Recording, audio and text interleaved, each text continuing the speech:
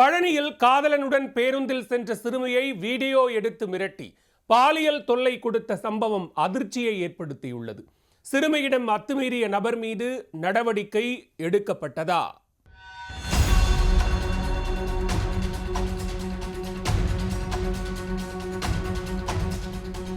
திண்டுக்கல் மாவட்டம் பழனியில் உள்ள பாலிடெக்னிக் கல்லூரியில் 17 வயதான சிறுமி 2ஆம் ஆண்டு படித்து வருகிறார்.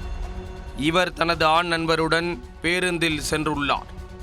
இதனை பார்த்த பழனியைச் சேர்ந்த முஜிப் ரகுமான் என்பவர் தனது செல்போனில் வீடியோ மற்றும் போட்டோ எடுத்து வைத்துள்ளார். சிறுமியை தொடர்பு கொண்ட முஜிப் ரகுமான் தன்னுடனும் தனிமையில் வர வேண்டும், இல்லை என்றால் ஆண் நண்பருடன் பேருந்தில் சென்றதை வீட்டில் பெற்றோரிடம் கூறிவிடுவேன் என சொல்லி மிரட்டியுள்ளார். பின்னர் சிறுமியை அழைத்து தன்னுடன் வெளியே வர வற்புறுத்தி தனது ஆசைக்கு ஒத்துழைக்க வேண்டும் என பாலியல் தொல்லை கொடுத்திருக்கிறார்.